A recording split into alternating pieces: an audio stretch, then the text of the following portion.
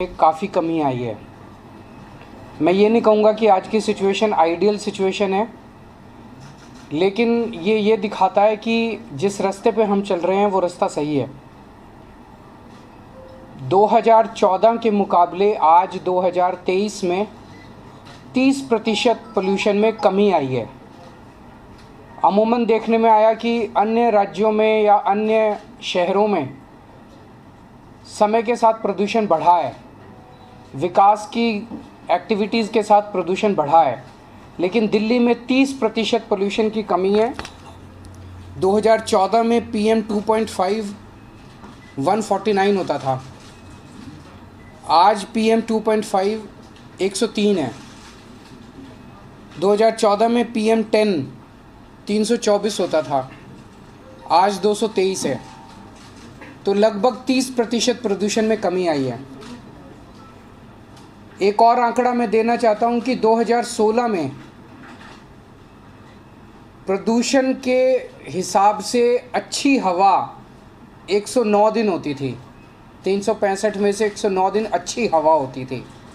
ये संख्या बढ़ के 163 हो गई है। अब साल में 163 दिन अच्छी हवा होती है। 2016 में जो सीवियर पोल्यूशन होता था, बहुत ख़राब, ऐसे 26 दिन होते थे। अब ये संख्या घट के केवल 6 दिन रह गए हैं जो बहुत ख़राब दिन होते हैं पूरे साल में। इसी दिशा में हमने इसमें कैंपेन चलाया पिछले कई सालों से, युद्ध प्रदूषण के विरुद्ध। उसी कड़ी में अब सर्दियां आ रही हैं। सर्दियों में हम देखते हैं पोल्यूशन बढ़ता है। पोल्यूशन को सर्दियों में पोल्यूशन को कम करने के लिए एक 15 पॉइंट विंटर एक्शन प्लान बनाया है, लेकिन उसके पहले मैं आपका ध्यान कुछ जो स्टेप्स लिए गए पिछले कुछ वर्षों में उनकी तरफ ध्यान दिलाना चाहूँगा, जिसकी वजह से प्रदूषण कम हुआ। उसके बाद हम 15 पॉइंट एक्शन प्लान पे आएंगे। एक काम किया गया कि बसें, पहले दिल्ली में पिछले कई वर्षों से बसों की खरीद नहीं हुई थी और उसकी वजह से लगभग 15 साल कोई बसें नहीं खरीदी गई दिल्ली में। तो उसकी वजह से दिल्ली में बसों की काफ़ी कमी हो गई, पब्लिक ट्रांसपोर्ट ख़राब हो गया, लोग अपने प्राइवेट ट्रांसपोर्ट पे शिफ्ट करने लगे। लेकिन पिछले दिनों में, पिछले 2-3 साल में हमने बहुत बड़े स्केल के ऊपर ना केवल बसें खरीदी हैं बल्कि इलेक्ट्रिक बसें खरीदी हैं। तो आज दिल्ली में, आज तक के दिल्ली के इतिहास में सबसे ज़्यादा बसें दिल्ली में हैं। 7135 बसें अभी दिल्ली की सड़कों पे हैं। इतनी बसें पहले कभी नहीं थी दिल्ली में। इनमें से 800 इलेक्ट्रिक बसें हैं। 2020 में हमने इलेक्ट्रिक व्हीकल पॉलिसी लॉन्च की थी, केवल बसों के लिए नहीं, सभी के लिए, प्राइवेट सेक्टर के लिए भी। और ये पॉलिसी देश नहीं दुनिया भर में इसकी सराहना हो रही है। और आज दिल्ली के अंदर जितने बड़े स्केल के ऊपर इलेक्ट्रिक व्हीकल्स खरीदे जा रहे हैं, ये शायद पूरी दुनिया में सबसे ज़्यादा है। आज जितने व्हीकल्स रजिस्टर होते हैं, नए व्हीकल्स आज जितने खरीदे जाते हैं दिल्ली में, उसमें 17% व्हीकल्स व्हीकल्स खरीदे जाते हैं। जैसे जैसे विकास होता है वैसे वैसे पेड़ कटते हैं, सड़कें बनती हैं, बिल्डिंग्स बनती हैं। और देखा गया कि अलग अलग शहरों के अंदर जैसे जैसे विकास होता है वैसे वैसे जो हरित क्षेत्र है उसमें कमी आती है, पेड़ों में कमी आती है। दिल्ली में उल्टा हो रहा है। दिल्ली में 2013 में 20% पेड़ थे, जो कि अब बढ़ के 23% हो गए हैं। कम होने की बजाय 3% बढ़ गए हैं। ये बड़े शहरों में अगर लिया जाए तो ये सबसे ज़्यादा दिल्ली के अंदर आज ग्रीन कवर है। एक हमने ट्री ट्रांसप्लांटेशन पॉलिसी बनाई थी। कई बार हमें अलग अलग प्रोजेक्ट्स, बड़े प्रोजेक्ट्स के लिए पेड़ काटने की अनुमति देनी पड़ती है। कई पेड़ ऐसे होते हैं जो कई साल, कई 100 200 साल पुराने पेड़ होते हैं, बड़े बड़े पेड़ होते हैं, घने पेड़ होते हैं। ऐसे पेड़ों को अगर काट दिया जाए तो बहुत गलत है। तो हमने ये कंपलसरी कर दिया कि उसे आपको काटना नहीं है, उसे आप जड़ों के साथ आप उसको निकालेंगे और कहीं और ले जाके उसको लगा देंगे। इसका भी बड़ा अच्छा असर पड़ा है ट्री ट्रांसप्लांटेशन पॉलिसी का। दिल्ली में 2 थर्मल पावर प्लांट्स थे, उन दोनों को बंद कर दिया गया। तो आज दिल्ली देश का अकेला शहर है जहाँ पे कोई थर्मल पावर प्लांट, कोयला आधारित थर्मल पावर प्लांट नहीं है। डस्ट पोल्यूशन करने वालों के ऊपर खूब हैवी जुर्माना लगाया जा रहा है और वेब पोर्टल के ज़रिए उनका रियल टाइम मॉनिटरिंग की जा रही है। 1727 रजिस्टर्ड इंडस्ट्रियल यूनिट्स हैं दिल्ली में। पहले ये पोल्यूटिंग फ्यूल यूज़ करती थी, अब इन सबको पीएनजी पाइप्ड नेचुरल गैस पे शिफ्ट कर दिया गया है। पहले दिल्ली में बहुत लंबे लंबे पावर कट लगा करते थे हमारी सरकार बनने के पहले, 7-7, 8-8 घंटे के। लोगों को जनरेटर चलाने पड़ते थे, उस जनरेटर से धुआं उठता था। अब दिल्ली में 24 घंटे बिजली आती है, जिसकी वजह से कोई धुआं नहीं उठता, कोई जनरेटर का इस्तेमाल की ज़रूरत नहीं पड़ती। और केंद्र सरकार ने दिल्ली के दोनों तरफ पेरिफेरल एक्सप्रेसवे बनाए हैं, तो जो व्हीकल्स दिल्ली के लिए डेस्टाइंड नहीं है, दिल्ली में उनका काम नहीं है, और पहले दिल्ली से केवल क्रॉस करके यूपी जाया करते थे या यूपी से, वो व्हीकल्स अब पेरिफेरल एक्सप्रेसवे इस्तेमाल करके निकल जाते हैं। वो दिल्ली के अंदर एंटर नहीं करते, जिससे पोल्यूशन में कमी आई है। अब हम आते हैं इस साल के विंटर एक्शन प्लान पे। 15 पॉइंट विंटर एक्शन प्लान है। पहला पॉइंट है कि हमने 13 हॉटस्पॉट्स आइडेंटिफाई किए हैं जहां पोल्यूशन ज़्यादा होता है। हर हॉटस्पॉट के लिए एक स्पेशल एक्शन प्लान बनाया गया है और उसके लिए एक वॉर रूम बनाया गया है। 13 स्पेशल टीम्स बनाई गई हैं और वहाँ पे पोल्यूशन को डाउन रखने के लिए स्पेशल फोकस किया जाएगा।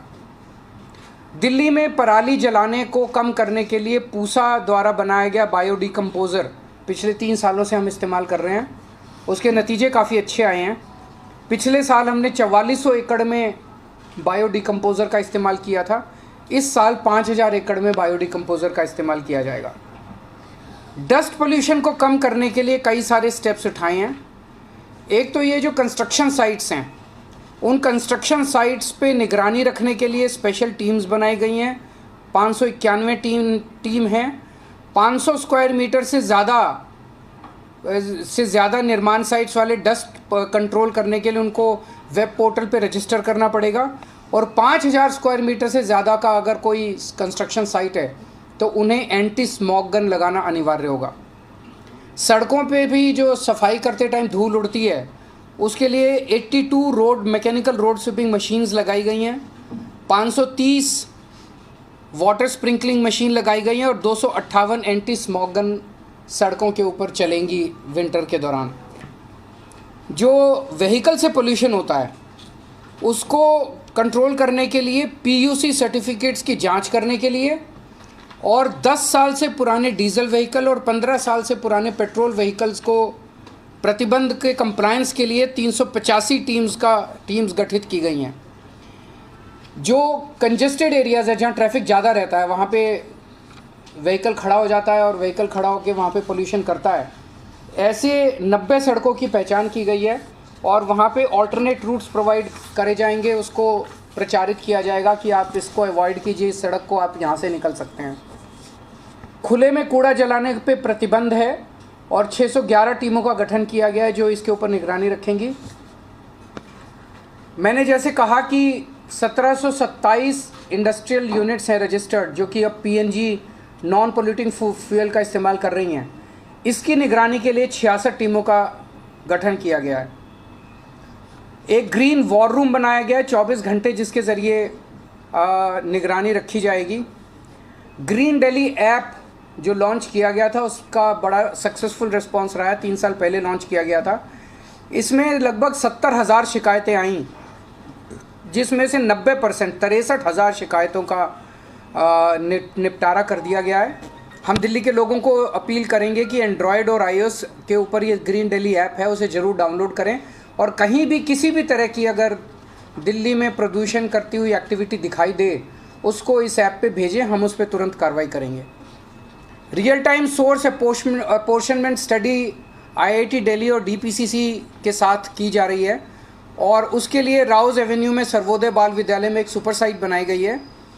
उसके जो डेटा है उसके साथ उसको इस्तेमाल करके हम जगह जगह एक फोकस्ड तरीके से एक्शन बना कर पाएंगे। पटाखों के ऊपर फिर से इस साल प्रतिबंध लगाया गया है, और ग्रीन कवर बढ़ाने के लिए टोटल 1 करोड़ से ज़्यादा नए पौधे लगाए जाएंगे, जिसमें से 52 लाख पौधे दिल्ली सरकार लगाएगी। इको वेस्ट के लिए, ई वेस्ट के लिए 20 एकड़ ज़मीन पे होलंबी कला में एक ई वेस्ट पार्क बनाया जा रहा है और उसमें गति तेज लाने के लिए कंसल्टेंट की नियुक्ति कर दी गई है। जन जागरूकता अभियान चलाया जाएगा जिसमें run against pollution, red light on, गाड़ी ऑफ, ये सब कैंपेन्स चलाए जाएंगे। पोल्यूशन कोई बाउंड्रीज नहीं देखता। हरियाणा की हवा इधर दिल्ली आती है, दिल्ली की हवा यूपी जाती है। तो आसपास के सभी स्टेट्स के साथ मिलके हमारी कोशिश है कि हम पोल्यूशन की पोल्यूशन को कम करें। इसमें सेंट्रल CAQM जो है उसके साथ भी मिलके, centre for science and environment का डेटा बताता है कि दिल्ली में जो पोल्यूशन है वो 31% दिल्ली के इंटरनल सोर्सेज की वजह से है और 69% जो है वो बाहर के सोर्सेज की वजह से है। तो बाहर के आसपास के स्टेट से हमारी अपील है कि जितने दिल्ली में व्हीकल्स आते हैं वो CNG के ऊपर करें। दिल्ली में आसपास के जो एरियाज़ हैं, दिल्ली के NCR के एरियाज़ हैं, वहाँ पे पोल्यूटिंग फ्यूल वाली इंडस्ट्रीज़ को PNG में शिफ्ट किया जाए। ईंट भट्टे वाले जो हैं, ईंट भट्टे को जिगजैग टेक्निक होती है जिसमें पोल्यूशन नहीं होता, उस पर शिफ्ट किया जाए। 24 घंटे बिजली अगर होगी NCR में तो डीजल जनरेटर की ज़रूरत नहीं पड़ेगी, वो भी किए जाएँ। NCR एरिया के अंदर भी पटाखे के ऊपर पूर्ण प्रतिबंध होना चाहिए। और जो ग्रैप है, आखिरी पॉइंट, ग्रैप को पूरी शिद्दत के साथ लागू किया जाएगा। अब ग्रैप में CAQM के ज़रिए और सेंट्रल गवर्नमेंट के अन्य एजेंसीज़ के ज़रिए 3 दिन बाद का वो पता चल जाता है, ये पूर्वानुमान फोरकास्ट होता है, तो उसके बेसिस पे ग्रैप को लागू किया जाता है जिससे कि पोल्यूशन को पहले से कंट्रोल किया जा सके। तो ये कुछ एक मेजर्स हैं। अगर आपके कोई क्वेश्चंस हैं तो। सर, पराली को लेकर अभी आप क्या स्थिति देख पा रहे हैं? रियल टाइम सोर्स आपका क्या कहना है? पड़ोसी राज्यों में कई जगह खबर आई करने लगी है। देखिए, पंजाब का मैं थोड़ा सा बताना चाहता हूँ। पिछले साल हमारी मार्च में सरकार बनी थी, तो 6-7 महीने हमें मिले। पिछले साल पंजाब का डेटा ये दिखाता है कि 6-7 महीने में जो भी स्टेप्स लिए गए थे उससे 30% उसके पहले साल के मुकाबले 30% पराली कम जली थी। ये सरकारी आंकड़े बताते हैं। इस साल भगवंत मान सरकार ने कई सारे स्टेप्स उठाए हैं। एक है डाइवर्सिफिकेशन ऑफ क्रॉप्स, कि आप चावल की जगह दूसरी क्रॉप उगाइए, उससे पानी भी बचेगा पंजाब का और उससे स्टबल बर्निंग भी वो होगी। उसका काफ़ी अच्छा रिस्पॉन्स है। दूसरा है चावल की वैरायटीज़, शॉर्ट टर्म वैरायटीज़ हैं, उसमें PL 126, 127, 128 और एक बासमती, इसके ऊपर फोकस किया गया है कि इसको इस्तेमाल किया जाए। तो ये शॉर्ट टर्म वैरायटी जो है इसमें कम स्टबल होती है और स्टबल को डिस्पोज करने के लिए पीरियड ज़्यादा मिल जाता है, तो उसमें जलाने की ज़रूरत नहीं पड़ती। तो इसके अभी काफ़ी अच्छा रिस्पॉन्स है। इस बार काफ़ी लोगों ने इसको इस्तेमाल किया है। दूसरा XC2 मैनेजमेंट जो है स्टबल बर्निंग का, उसके लिए डिस्ट्रिक्ट वाइज कुछ कंपनीज़ ने आगे आके, इंडियन ऑयल है, एक जर्मन कंपनी है, उन लोगों ने आगे आके कुछ डिस्ट्रिक्ट्स को, जैसे इंडियन ऑयल ने शायद संगरूर को अडॉप्ट किया है, तो वो पूरी की पूरी उस डिस्ट्रिक्ट में जितनी स्टबल होगी वो उसको खुद लेके जाएंगे ट्रांसपोर्ट, और उसको बिजली में या खाद में कन्वर्ट करेंगे। तो इस तरह के कई सारे और स्टेप्स लिए गए हैं। तो अभी एग्जैक्ट डेटा कहना कि इस बार स्टबल कितना कम जलेगा कहना मुश्किल है, लेकिन मेरे हिसाब से काफ़ी इम्प्रूवमेंट होना चाहिए। सर, ये तैयारी जो आपने की है, मतलब क्योंकि 28 अलग-अलग विभागों से आपने बात की है, जो क्लाउड सीडिंग की बात हो रही थी, अगर जरूरत पड़ेगी उसके लिए कितना तैयार है? और मुझे लगता नहीं कि इस साल हम कर पाएंगे। वो एक आइडिया आया था, एक्सपर्ट्स की टीम आई थी, उनके साथ हमने चर्चा की थी, CII की टीम आई थी उसमें, लेकिन थोड़ा समय लगेगा। तो इस साल हो पाएगा ऐसा नहीं है। सर, कब से खराब हो, क्योंकि प्रेडिक्शन क्या है, किस तरीके की जानकारी मिली, कब से दिल्ली का आबोहवा थोड़ी खराब? देखिए, नॉर्मली देखने में आया है कि 15 तारीख के बाद से जब पराली जलनी चालू होती है और हवाएं जो हैं वो इस तरफ आती हैं, तब पोल्यूशन थोड़ा थोड़ा बढ़ना चालू होता है दिल्ली का। इसलिए कि पड़ोसी राज्यों में जो स्टबल बर्निंग है अगर वो कम हुई तो जाहिर तौर पे इस बार पोल्यूशन की इंसिडेंस भी कम होगा। सर, 1 तारीख से जैसे ग्रैब लागू हो जाएगा तो डीजल जनसेट बंद कराते हैं दिल्ली NCR। लोगों का कंसर्न ये रहता है जो हाई राइज बिल्डिंग में रहते हैं, दूसरी जगहों पे दिल्ली में तो होते नहीं है।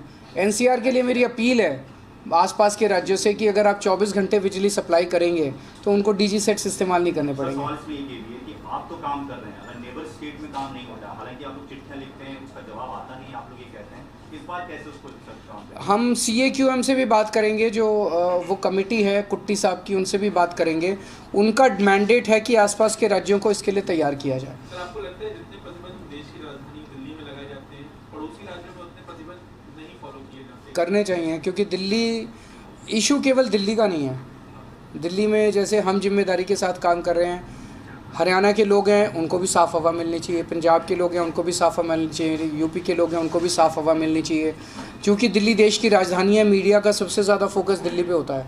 सो थोड़ा सा फोकस अगर आप लोग भी अपना आसपास शिफ्ट करोगे तो वो भी तेज़ी से काम करेंगे। एक संयुक्त मीटिंग होनी चाहिए, क्योंकि वो भी होनी चाहिए। मुझे लगता है कि अगर सभी की मीटिंग अगर या तो CAQM बुला ले या केंद्र सरकार बुला ले तो उसके ऊपर एक जॉइंट प्लान बनाया जा सकता है। Sir, would you like to take a question on the politics in Punjab about Aam Aadmi Party, the constant fight that is happening between AAP and Congress, with Congress leaders being arrested, and they have approached their high command to say that we are not happy with the way Bhagwant Mann is acting, and they're calling it vendetta. It is also putting a question mark on your alliance.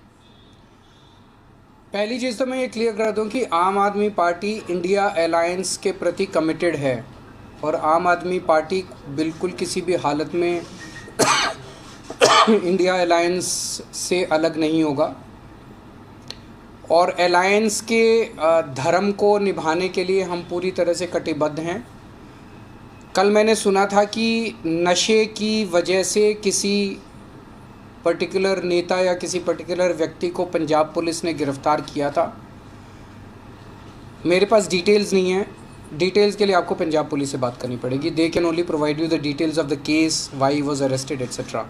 But the government in Punjab, Bhagwant Mann government is committed, Aam Aadmi Party government is committed to जो नशा है, नशे को ख़त्म करने के लिए हम बिल्कुल कमिटेड है, क्योंकि नशे ने हमारे युवाओं को, पूरी एक पीढ़ी को बर्बाद कर दिया है। जिस स्केल के ऊपर नशा है आप इमेजिन भी नहीं कर सकते।